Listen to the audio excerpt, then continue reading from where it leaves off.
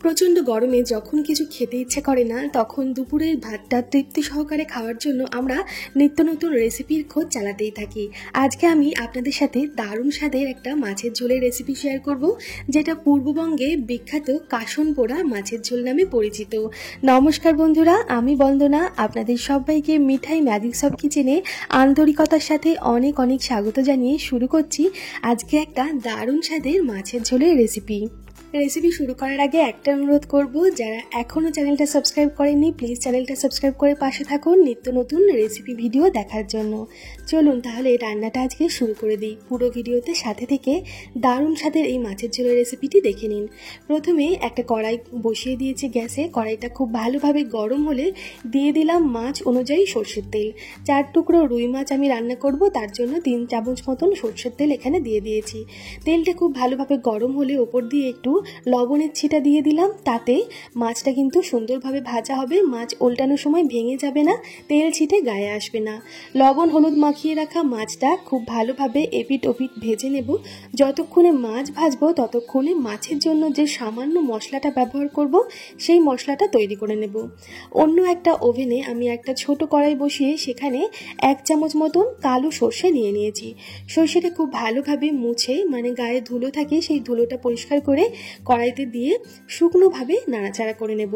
অনেকের মুখেই শুনেছি সর্ষে দিয়ে, বিশেষ করে কালো সর্ষে বেটে রান্না করতে গেলে তাদের নাকি সর্ষেটা তিতো হয়ে যায়। তো আপনারা যখন সর্ষে বাটবেন সেই সময় সামান্য লবণ আর যদি পারেন একটু কাঁচা লঙ্কা দিয়ে সর্ষেটা বেটে নেবেন।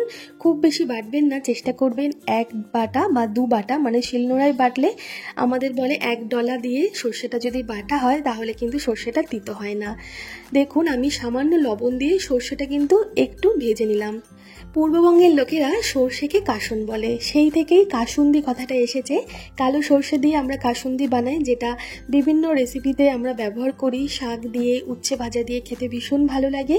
কোনো একদিন ওই রেসিপিটাও আপনাদের সাথে শেয়ার করব। যদিও এটা কাসুন পোড়া মাছের ঝোল, কিন্তু আমরা সর্ষেটা কিন্তু খুব বেশি পোড়াবো না। যখন চটর পটর করে কড়াইয়ের মধ্যে সর্ষেটা ফুটবে সেই সময় গ্যাস বন্ধ করে দেব। আর সর্ষে একটু ঠান্ডা হয়ে গেলে তারপর শিলনোড়ার মধ্যে নিয়ে দেখুন সামান্য লবণ দিয়ে আমি এটা মিহি করে গুঁড়ো করে নিচ্ছি। আপনারা চাইলে মিক্সিতেও গুঁড়ো করে নিতে পারেন, চাইলে হামালদিস্তাতেও খুব মিহি করে এটা গুঁড়ো করে নিতে হবে। এবার দেখুন যে অথেন্টিক কাসন পোড়া মাছের ঝোল, তার মধ্যে আম দেওয়ার প্রচলন আমি দেখিনি, কিন্তু যেহেতু গরমকাল এই রকম একটু আম দিয়ে মাছের ঝোল খেতে ভালো লাগে, তাই 2 টুকরো কাঁচা আম আমি নিয়েছি, যেগুলো গরমের তাপে একটু নরম হয়ে গিয়েছে। এই কাঁচা আমটাই ওই শিলনোড়াতেই আমি একটু থেতো করে একটু মিহি করে বেটে নিচ্ছি। এই আমটা এই মাছের ঝোলে ব্যবহার করলে মাছের ঝোলের স্বাদই কিন্তু আলাদা হয়ে যাবে, টক টক ভীষণ ভালো লাগবে। মাছের ঝোলটা হালকা পাতলা হবে আর সর্ষের সাথে কাঁচা আমের কম্বিনেশনটা তো ভীষণ ভালো যায়। দেখুন আমটা আমি ভালোভাবে বেটে তুলে নিচ্ছি। যেহেতু অল্প মাছ ব্যবহার করছি তাই আমটাও আমি অল্প করেই বেটে নিলাম। মশলা তৈরি হয়ে গেছে, আমটাও বাটা হয়ে গেছে। চলে এলাম কড়াইয়ের কাছে যেখানে মাছ ভাজা হচ্ছে। মাছটা খুব বেশি কড়া করে আজকে ভাজবো না, একটু হালকাভাবে ভেজে নেব, কারণ এই মাছটা আরও একটু রান্না হবে। খুব কড়া করে ভাজলে মাছটা শক্ত হয়ে যাবে, তখন আবার ভালো লাগবে না। আপনারা যেমনভাবে মাছ ভাজা খেতে পছন্দ করেন সেই অনুযায়ী মাছটা ভেজে নিতে পারেন। আমি হালকা লালচে রং করে মাছটা একটু কম আছে ভেজে নিয়েছি সুন্দর করে।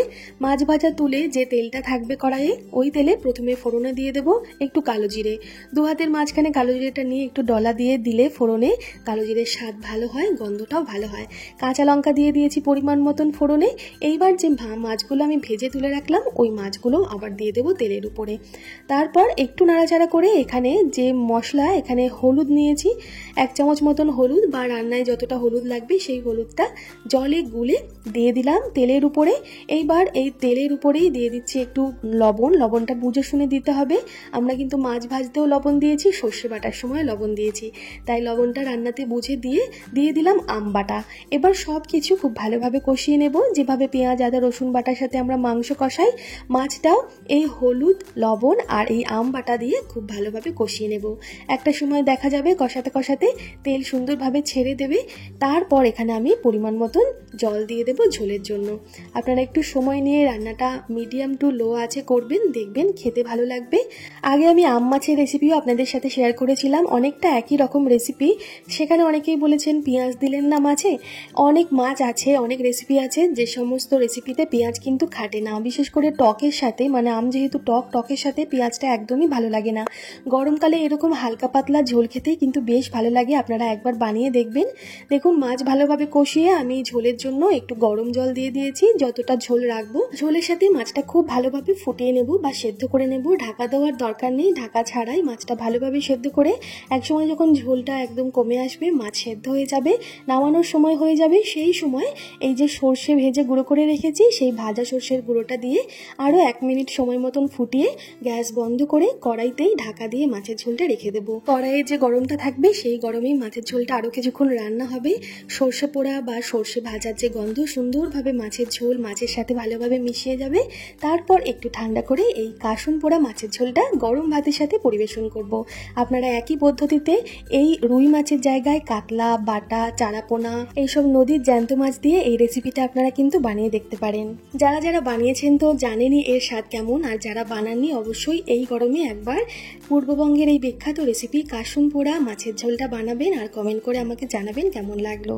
আর আমার রান্নার পদ্ধতি যদি আপনার ভালো লেগে থাকে তাহলে একটা লাইক করে দিতে ভুলবেন না। শেয়ার করুন প্রচুর প্রচুর, নতুন নতুন যারা রান্না শিখছে তাদের সাথে, যারা মাছ খেতে ভালোবাসে তাদের সাথে। ফিরে আসছি খুব তাড়াতাড়ি নতুন কোনো রেসিপির সাথে। ততক্ষণ সবাই ভালো থাকবেন, সুস্থ থাকবেন।